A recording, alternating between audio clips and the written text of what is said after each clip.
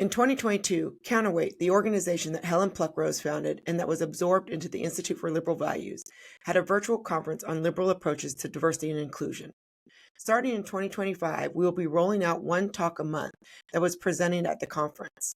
We sit down with the original presenters throughout 2025 to see what has changed since 2022. With diversity, equity, and inclusion initiatives seemingly on the chopping block, we are curious to hear what our original participants are witnessing and experiencing on the ground. Is DEI really dead or just in remission? Are there healthy alternatives to DEI that we should consider, or do we throw the baby out with the bathwater and wipe our hands clean? What do you think? Share your thoughts in the comments. This month, we share Brandy Shufutinsky's original presentation to the conference. You can find our podcast where we check in with her in the present day to find out how things have changed, entitled Decolonization, Erasure, or Diversity, in the show notes. Brandy Shufutinsky, welcome to the Counterweight Conference on Liberal Approaches to Diversity and Inclusion. I know you've just come back from Jerusalem, so you're still in a bit of a, maybe a time warp here, but it's so lovely to have you here. And for our audience, just a little bit of an introduction on Brandy. You have your MSW from the University of Southern California. That is your, you've got your doctorate in education from the University of San Francisco in international and multicultural education. I jumped ahead. Your MSW is from the University of Southern California. You talk about rights and individual rights, and you are an advocate for victims in so many places, including as the Director of Education and Community Engagement at the Jewish Institute for Liberal Values, which you and I have worked together on. You were also the 2021 Scholar in Residence at the Institute for the Study of Global Anti-Semitism and Policy at Oxford Summer Institute. You and I have been together on putting the New Alliance for Asian, Black, Jewish, and other groups coming together to have these discussions on our differences and our similarities. And so to have you here today is such an honor and such a pleasure. And with that, let me introduce your talk is on, you have become the very thing you swore to destroy, the case of DEI. And so with that, I will be quiet and give you the floor. Thanks, Jen. It's great to be here. It's great to be here speaking with everyone. And I want to thank you and everyone at Counterweight. Does anyone else kind of wonder how in a time of when diversity, equity, and inclusion has become mainstream, we're experiencing a huge increase in divisiveness and polarization?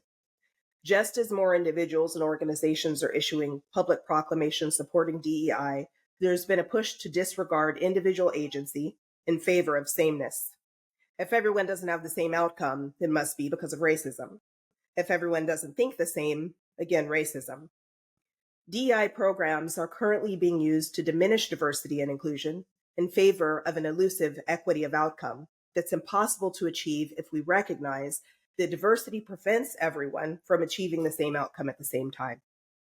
What we're experiencing is an erosion of diversity and a flattening of identity where differences of opinion are censored into silence and viewpoint diversity is eliminated. A significant amount of diversity training and education focuses on addressing racism. And while this is significant and super important, perhaps programs with a focus on race relations should be marketed as such rather than as simply diversity training. About 4 decades ago, diversity and inclusion programs focused on eliminating barriers that were in place based on race. D&I quickly gained popularity when professionals realized that diverse organizations outperformed those that were homogenous. Suddenly, diversity was seen as an asset for productivity. A more recent transformation led to diversity training becoming racial struggle sessions, where societal ills are blamed on white privilege and individuals are segregated into race or color-based groups for re-education. There are many who believe that this type of training is necessary in order to effectively combat racism. However, not enough conversations are being had on how this more recent focus is fomenting the very thing it purports to combat. On one extreme, we see current DEI trends that only look through a narrow lens, unable to see the bigger picture. The other extreme is a colorblind approach that minimizes difference and focuses solely on the big picture, ignoring individual beauty and contributions. And both of these have the capacity to fuel stereotyping. And unfortunately, Black and Jewish Americans are disproportionately experiencing the negative impacts of current DEI-informed stereotyping, which I'll discuss shortly. So what would it look like if we created an approach to DEI where stereotypes and tropes were challenged instead of embraced? Well, one of the first steps would be to clearly state what this approach sets out to accomplish. Some view DEI as a tool to address injustice, specifically racial injustice. They define diversity solely in terms of racial diversity, conveniently ignoring the hypocrisy of minimizing diversity solely to race, while claiming to be inclusive. DEI would set clear goals of embracing difference in order to improve intercultural communication, benefit from a variety of perspectives and experiences, and provide opportunities for achievement regardless of one's background. In short, it would be where individual differences come together to make a larger picture, like a mosaic or a quilt. I mentioned earlier that I'd discussed the negative impacts current DEI trends have on Black and Jewish Americans. So we need to have a conversation about how relating diversity solely to skin color or ethnic origin were dishonoring individualism. Now, some celebrate the reduction of individualism. Some even go as far as to claim that individualism is white supremacy. However, those of us who've been judged solely by our skin color or ethnic origin do not share joy in being lumped in with others simply because we share immutable characteristics. For centuries, Black Americans have been denied humanity, discarded as subhuman, and subjected to unimaginable cruelty. The failure to recognize Black Americans as fully human, as individuals, as women and men, has led to mistreatment and abuse. Generations of Black Americans have protested against stereotyping, fought to be seen, heard, and respected as individuals. Yet here we are, with current DEI experts taking us backwards in the fight for equal treatment. So I'm going to tell you a short story. It's a little bit personal. When I was in the second grade, I was tested to see if I qualified for the Gifted and Talented Education Program, GATE. I've always done well in school, and my parents followed my teacher's lead and had me tested. And this was in the 1980s. There was a common trend of educators being concerned about class disruptors. You see, many of the class disruptors were kids who were incredibly bright, but perhaps bored in classrooms that did not challenge them academically. So upon recommendations from teachers, many students were tested to see if they should be in GATE classes to be challenged more. Although I wasn't a raucous student, more often than not, I completed my schoolwork quickly and with ease, leaving me to sit quietly with nothing to do while my peers caught up. I passed the GATE test, many grade levels above my current grade. In the second grade, I was reading at a 10th grade level. At the time, I was attending a well-resourced school that was able to provide the academic challenges I needed. Unfortunately, by the following year, everything changed. I went from being a student at one of the best elementary schools to going to one of the worst.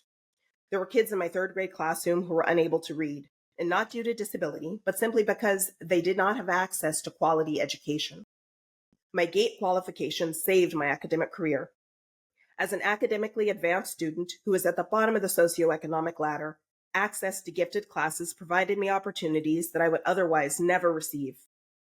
Fast forward a few decades, and the very programs that provided safe harbor from a life disconnected from learning, from access that allowed me and others like me, academically gifted kids who were also poor, to excel and achieve are being eliminated in droves in the name of equity.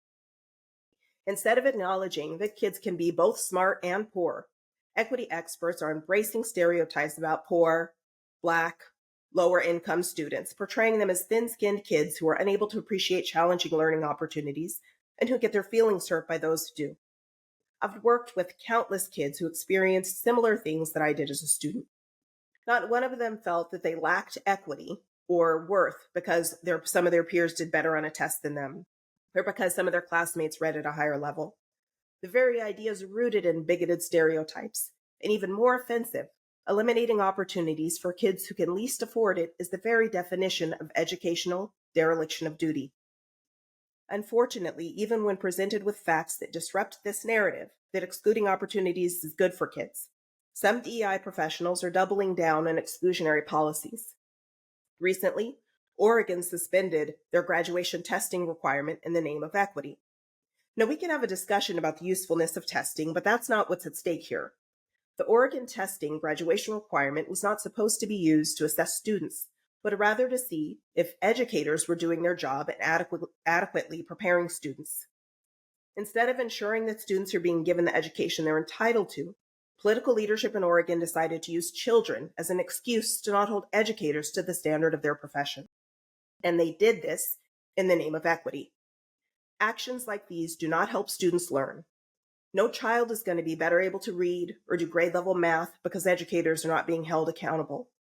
Students who attend under-resourced schools and who are poor and ambitious will not be afforded better opportunities because leaders in Oregon decided to protect teachers and not children in the name of equity. Similarly, American Jews are marginalized, ignored, and erased from conversations about DEI. In fact, it's taken consistent advocacy for Jews to be included in DEI education and training initiatives. And unfortunately, more often than not, American Jews are confronted with rhetoric that tells them that they're not welcome in spaces formed for diversity, equity, and inclusion, usually because of wide acceptance by non-Jews of negative tropes about Jewish power and privilege. In 2021, the U.S. Equal Employment Opportunity Commission found a college in New York City, its Progressive Faculty Caucus, and the college's student union engaged in a pattern of anti-Jewish discrimination. This same college is part of a larger college system that has also been criticized for a similar pattern of anti-Semitism. You would think that after such public scrutiny of Jew hate on campus, that this college would readily address anti-Semitism. Unfortunately, they seem to be doubling down and normalizing the idea that Jews are not welcome on campus. A committee was put together to inform the search for an assistant dean of diversity. This dean's responsibility will be to address race-related issues on campus, including anti-Semitism. Any rational person would assume that a committee with such a responsibility would be reflective of the population that this dean will serve. Unfortunately, that's not the case. Not only are there no Jews on the search committee, but one member is a proud supporter of the bigoted BDS movement. The potential now for the assistant dean for diversity who gets elected to exclude Jews and continue with the college's pattern of supporting anti-Jewish behavior is extremely high. It makes me question what would happen if this college simply eliminated their focus on racial justice and DEI and went back to the basics, educating college students. Cases like the one in New York are leading to increasing calls for colleges to do just that. Many are becoming disillusioned with DEI because of the bigotry it seems to foment. Perhaps what needs to be done is to simply slow down. Every diversity audit that I've read paints a picture that the sky is falling if a Kendi-esque anti-racism-inspired DEI program isn't implemented immediately and with urgency. There are loud calls for organizations to adopt an anti-racist DEI program in order to address racial injustice. Unfortunately, what ends up being implemented more closely resembles monolithic groupthink, denial of equal access, and exclusion. Bigoted tropes that were commonplace a century ago are reemerging, but under the guise of equity. Black American kids are being told that they're unable to perform at an advanced level academically, so schools eliminate advanced coursework. American Jews are being told that their experiences with bigotry don't count, and college campuses are refusing to include Jews in student clubs. The State University of New York New Paltz campus is being sued after discriminating against 2 Jewish student survivors of sexual assault. Pro-Jewish and Zionist student clubs are denied acknowledgement and support from university student associations. American Jewish university students are paying student union fees, but having their clubs denied access to resources that other student groups receive. I discussed what diversity, equity, and inclusion would look like if we reject tropes and bigotry a bit earlier. I want to revisit that right now. So goals should be clearly stated, and it should include the intention to positively impact intercultural communication and interaction. DEI can be a life-changing tool, a life-changing learning tool, if it's used correctly and without hidden agendas. But in order for this to happen, we have to be able to reflect and determine what a successful DEI program looks like, and not only in terms of how it makes us feel, but what it actually does. So we have a choice to make. We can continue down the path of current trends, where we're revisiting bigoted tropes and divisiveness, or we can forge a new path that honors our diversity and sees the strength and difference. After all, e pluribus unum. Brandy, there's so much here, and what I always find amazing, if we were to adhere to the DEI tropes as they're usually practiced, you could play into that really easily. You have got a lot of intersectionality, if we will. You're a female, you're Jewish, you're Black, and all of these things do not make you who you are. They're just labels. And you, not that you don't dismiss the labels. I mean, they are who you are, but you don't allow those to be labels that give you any intake into this divisive conversation. And for you, I'm always, I always stand in awe when I hear from you speaking. And with that, all that said, there's a few questions that I have for you that I think will kind of suss out what I just said. You talked about BDS, and I don't know that a lot of our listeners maybe understand how the anti-racism movement and BDS have become in so many ways intertwined. Can you give us a little, can you untangle that for us?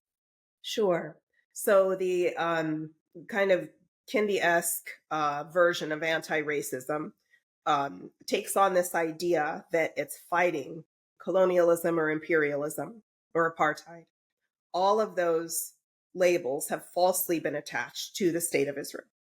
So what happens is organizations, groups, programs that adopt a Kendi-esque idea and view of anti-racism then take on those tropes and those false narratives about the state of Israel.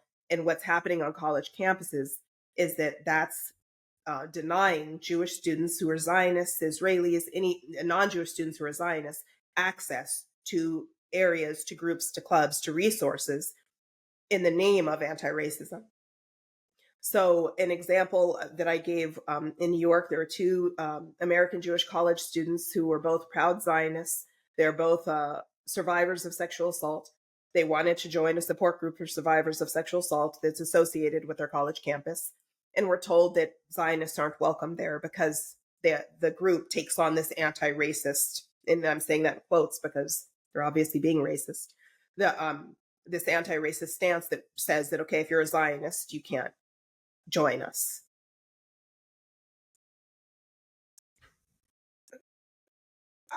I'm a little bit speechless right now. I mean, just wow. And why is, again, flesh out a little bit more for us where this intersection of anti-racism and anti-Semitism has met? Because I've that idea that if you are Zionist, and maybe give a little bit of clarity on what that means for our listeners who might not understand that word, and where anti-racism and Zionism have intersected or clashed, because that's a big deal. It I mean, is. we've seen a lot of the anti-racism movement become anti-Semitic. And I don't think that for a lot of people, myself included, it's always that clear if we're not living in that world. So give us even a little bit more background on that. Sure. So to Zionism. Zionism is the belief that Jews have a right to self-determination in the land that we're indigenous to, which is Israel. That's it. So for people who believe in indigenous rights, the rights for indigenous people to have self-determination in the land that they're indigenous to, should all be Zionists. That's what Zionism is. That's what it means. There's, unfortunately, I don't know if it's willful or if it's just, people don't know. I don't know what the level of ignorance, like where the ignorance comes from. But there's this idea that, okay, Jews are white, Jews are European. So any Jews that that exert Zionism, self-determination in the homeland of Israel, are settler colonialists. That's where we can start. That's a false narrative. It's historically inaccurate. It's just a blatant lie. Unfortunately, that lie has taken root in a lot of spaces, a lot of social justice spaces, a lot of more so-called progressive spaces. That lie has just taken root. So if you believe that the Jewish people are not indigenous people to the land, then it's easier to then foment and participate in Jew hate, in demonizing Israel. That's what we're seeing on college campuses. And the kind of crazy thing about it to me is we're not just seeing it with students who actually may not know. we're seeing it coming from academics who should know better. Academics who are supposed to be Middle East experts and history experts and in anthropology experts. That's their career field. And they're still helping spread that lie. So what we're seeing then is, okay, this group of people who are an indigenous people are being painted as non-indigenous and as invaders and as settler colonialists. So they're being demonized as bad and negative and participating in apartheid and every other horrible bigoted trope that gets kind of thrown at the Jewish people. And that has taken root in academics and honestly in all education, K through 12 and higher ed in the United States. So, as someone who, and I know with you and I, we're working on this new alliances, and we're kind of discussing the idea of race and whether or not it's even valuable as a label. So I'm just going to say, as someone, Brandy, with more melanin, I'm not even going to like name races here. As someone with more melanin who is Jewish, you are a bit already of an outlier.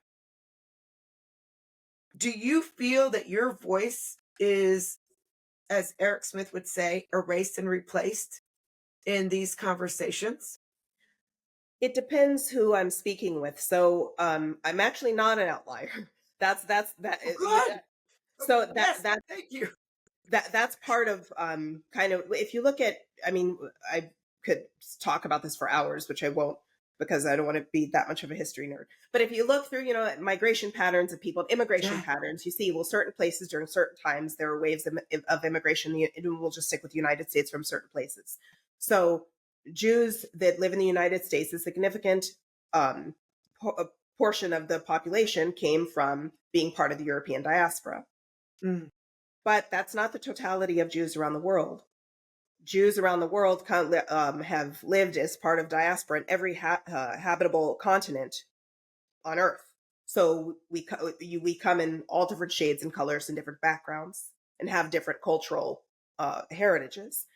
That being said, because there's an idea of an ideology that my very existence kind of pushes back against, so-called progressives don't like to hear from me because it's not towing a certain line that they're trying to spread. Well, first of all, thank you so much for that correction. I think that's completely right, and people should know that there's not a certain look, if you will, to Judaism, but that brings the point, right? I mean, where the Black Lives Matter and anti-Semitism overlaps in the United States, a lot of people have assumed, again, correct me if I'm wrong, have assumed that Judaism or Jewishness, if you will, equates to whiteness.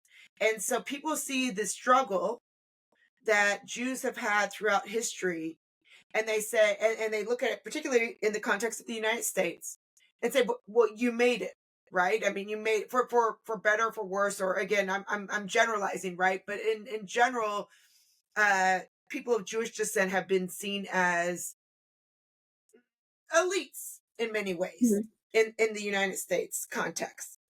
And so people will say, well, when they look at their Jewish brethren and look at their struggles, they almost diminish them because they're like, well, but you made it, so you don't have the same struggles.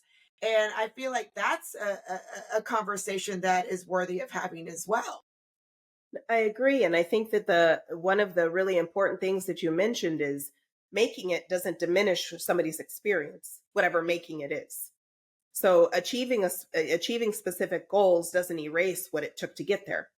And of course, every group of people, because I'm not somebody who wants to ignore race in terms of like heritage and ethnic background, that colors, forgive the word pun, our experiences. It does. It impacts it. It impacts it. It influences it. I think that that's important.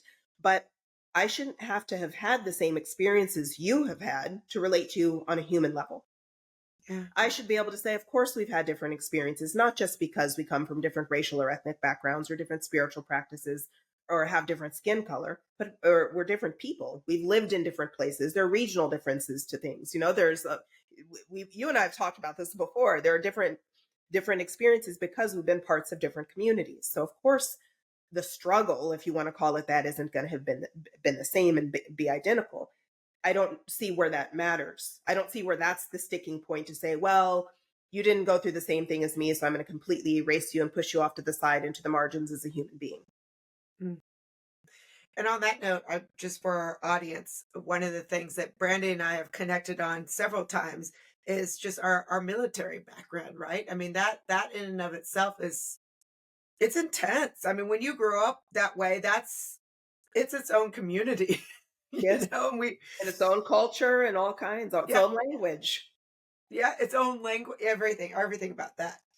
So, okay, going back, my other big thing, I was going back to BDS, which spell that out for us. It is Boycott, divestment, and sanctions. which a lot of people feel that to the extent that they think that the Palestine-Israel problem remains a problem, the BDS, boycott, divest, and sanction, is something that people are pushing for against Israel specifically.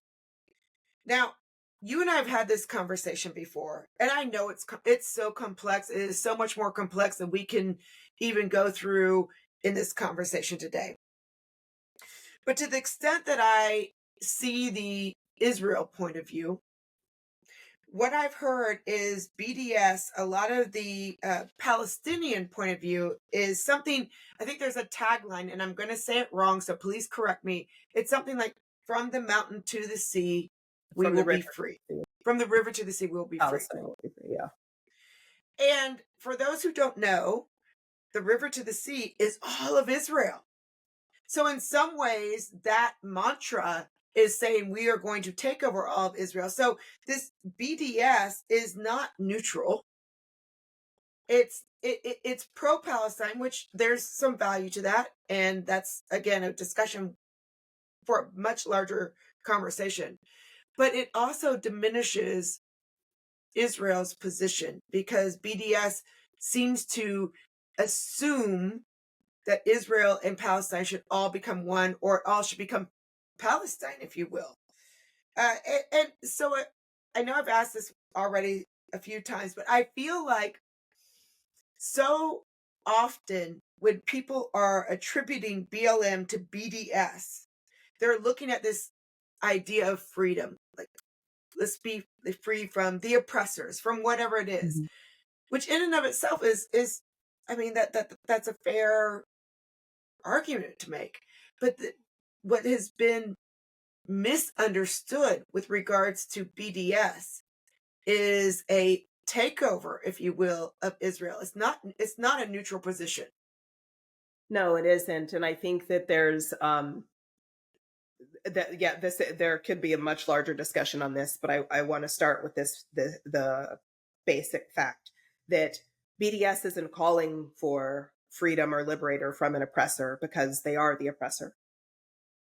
When you look at the areas that are controlled by any type of Palestinian government, whether Gaza or in Judea and Samaria, parts of in Ramallah, there are no Jews there. If you look at Israel, there are Israeli Arabs there that are full citizens, have rights to full citizenship there. So when you want to talk about labels like apartheid or settler colonialism, if people really want to get into that conversation, we can have it. The only reason I don't like to go too far down that road is at a certain time, part of that doesn't matter because multiple peoples live in the land now, similar to the United States. You and I live in the United States now. That doesn't make us indigenous to here. And that's that's the conversation that BDS conveniently ignores. Yes, there are Arabs, Palestinians that live there now. That doesn't make them indigenous to there, and they don't have to be. We don't have to be indigenous to the land that we live on now after centuries and centuries of people before us making decisions that they made.